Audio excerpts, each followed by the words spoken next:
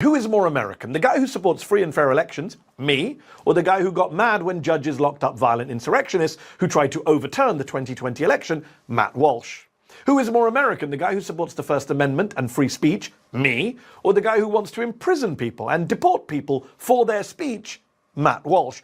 Who is more American, the guy who supports the United States, me, or the guy who wore a t-shirt celebrating the violent traitors of the Confederacy, Matt Walsh? Who is more American, the guy who supports religious pluralism and separation of church and state as intended by the founders, me, or the guy who wants Christian nationalism in America and proudly calls himself a theocratic fascist, Matt Walsh? In today's video, Mehdi Hasan completely destroys Matt Walsh on Zedio, after Walsh launches yet another racist and historically clueless rant about Muslims, immigrants, and American identity. Mehdi doesn't just respond, he tears apart Walsh's entire narrative with real history, pointing out that many enslaved Africans were Muslim, and that Muslim Americans have been part of this country since the beginning. While Walsh relies on outrage, ignorance, and MAGA talking points, Mehdi hits him with facts, proof, and the kind of moral clarity Walsh cannot spin his way out of. So let's get into it and watch how Mehdi Hasan shuts Matt Walsh down on Zedio. We need to talk about Matt Walsh. And if you're asking Matt who, then I'm truly envious of you. Normally I wouldn't waste time responding to basically an internet troll, but Matt is so emblematic of everything that is wrong with the modern MAGA right. Faux outrage, self-victimization, verbal abuse, a walking, talking Dunning-Kruger. Now, Matt Walsh, who says he's a conservative Christian, is upset with me for being a Muslim and for being an immigrant, but above all else, for being an American. That he cannot stand. So he did an entire 13-minute video calling me a spiteful, lying, self-entitled brat, on top of his tweet in which he called me an ungrateful little bitch, just as Jesus would have said. Now, before we get into the substance of Matt's claims, if we can even call it that, before we get into what I said about Muslims and the founding of America, a little bit of background on who Matt Walsh is. Shock jock podcaster, former radio DJ, and now basically that Daily Wire guy who isn't Ben Shapiro. He's also the guy who hasn't got the greatest of political judgment. He went all in on Ron DeSantis in the GOP primary and then had to come crawling back to Trump when DeSantis got destroyed, as some of us predicted he would. Matt is also the guy who said COVID wasn't a big deal, that, quote, it's totally irrational to panic over this virus. He later admitted he got it wrong. But here's my favorite. Matt was so bothered by a black woman playing Ariel in the Little Mermaid movie that he actually said this. From a scientific perspective, okay, it doesn't make a lot of sense to have someone with darker skin who lives deep in the ocean. There are no words to describe how dumb you have to be to try and make scientific arguments about the skin color of mermaids, which are fictional fucking characters, Matt. This is the guy who millions on the right turn to for intellectual guidance, historical analysis, and thought leadership. Then you wonder why this country is so screwed right now. By the way, just quickly, consistency isn't really his thing either. In May of this year, he said identifying as a girl dad is super cringe and corny. In 2020, though, he said being a girl dad is a great blessing. He constantly complains about political violence and death threats when they're aimed at him, but he's happy to dish it out to the people he doesn't like. He's called for the mayor of Chicago, a black man, to be executed. He's called for Jimmy Kimmel, a comedian, to be arrested. He once said this too. But it is in fact true that you have to make people hurt. And I'm sorry, but holding signs and yelling loudly will not make anyone hurt. You have to make people hurt. Now, what's really bothering him about me is that I said in a recent visit to Dearborn, I think that if you can play church bells, you can pray the call to prayer. Isn't it okay for Muslim Americans to broadcast a call to prayer? I mean, let me add right now, within reason, of course, and in accordance with all local sound and noise ordinances. But Matt went nuts and said Christianity built this country. Islam did not at all in even the slightest way. That's why we can have our church bells. To which I responded, 1 in 3 of the slaves who built this country were Muslims. They were here long before the Walsh family arrived. You'd know that if you'd studied history, but I know MAGA has an issue with studying. To which Matt responded with a 13-minute video in which he got really mad, but was unable to rebut the 2 central points that I made. Number 1, enslaved people helped build this country.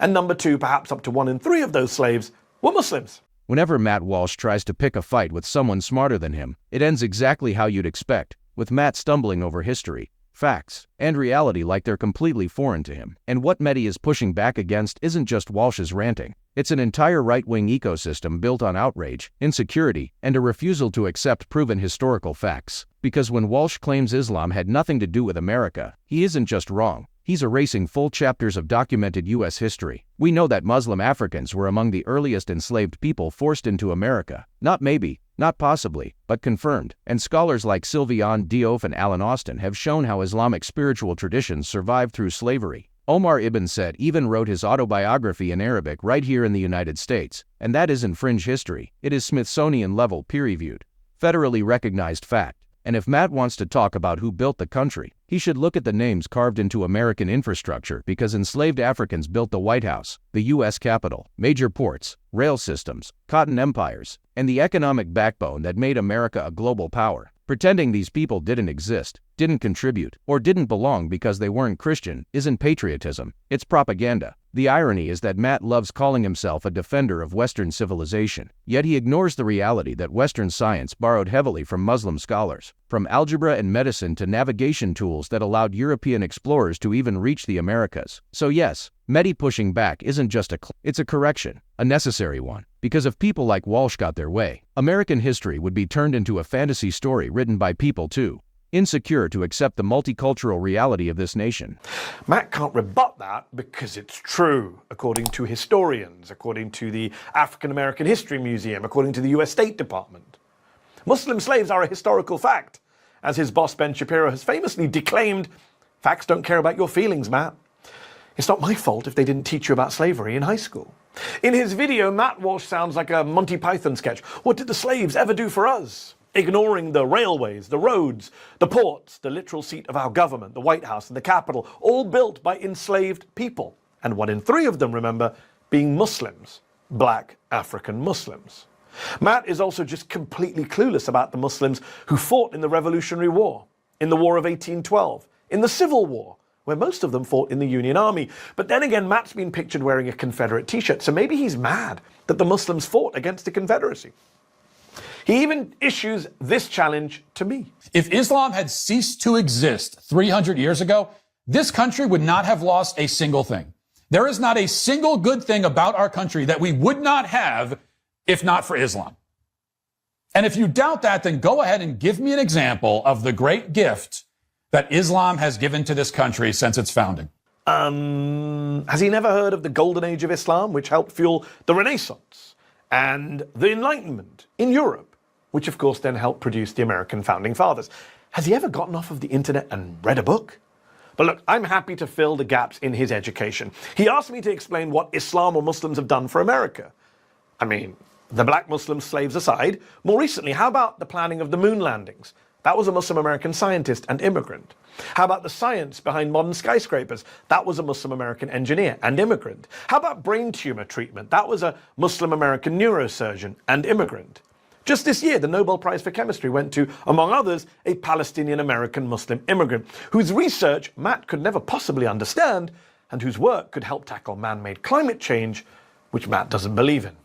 What makes Matt Walsh's meltdown so revealing is that it shows just how shallow his understanding of American history really is. Because the moment you bring up anything outside the narrow, polished version of America he has built in his head, he completely breaks down. And that's the real problem here. Matt isn't arguing with facts. He's protecting a fantasy. If he actually opened a serious history book, he would know that the Muslim presence in America didn't start in Dearborn or after 9/11s. It began centuries earlier, when enslaved West Africans brought advanced written languages, agricultural knowledge, metalwork, mathematics, and statecraft from regions like Senegambia and the Sahel, areas where Islam had existed for hundreds of years. Scholars such as Dr. Michael Gomez and Dr. Rudolph Ware have shown how Muslim captives kept literacy, astronomy traditions, and farming skills alive, shaping early American plantations, including rice farming in the Carolinas. And many of those experts were Muslims. And beyond slavery, Matt's claim that Islam contributed nothing collapses.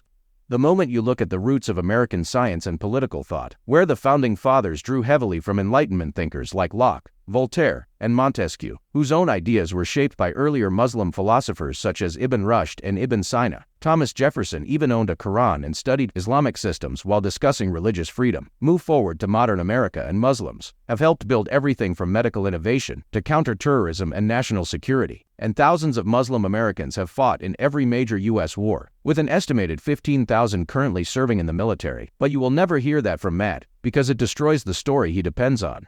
And that's the ironic part. Mehdi doesn't even have to defeat Matt. History already did. Matt just never bothered to read it. Because Matt Walsh's knowledge of science is right up there with his knowledge of history.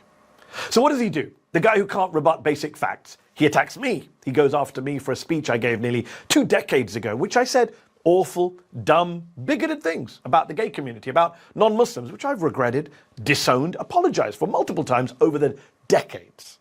He thinks it's a gotcha. But here's the problem for Matt. What I said back then are essentially Matt Walsh's views right now. Matt is an anti-gay bigot today. In fact, Matt supports a Uganda law imprisoning gay people. I don't. Matt thinks most pop music is satanic. I don't. What I stupidly said nearly 20 years ago in my 20s, Matt basically says today, aged almost 40. Oh, and if you're going to play the game of what were you saying in embarrassing videos decades ago, here's what Matt Walsh was saying in 2010. But to all of a sudden act like this phenomenon of girls getting pregnant at a young age that we consider young, 16 or 17, to act like it's a new thing is ridiculous. It's always been that way. Girls between the ages of like 17 and 24 is when they're technically most fertile. That's pretty gross, pretty disgusting. I think we can all agree. And also kind of creepy. A 25-year-old man telling his audience how fertile 17-year-old girls are? What is wrong with you, Matt? I mean, it's also ironic that the right are obsessed with smearing Muslims as child molesters and saying Islam supports child marriage, and yet here is Matt on tape saying that about 17-year-old girls, about children.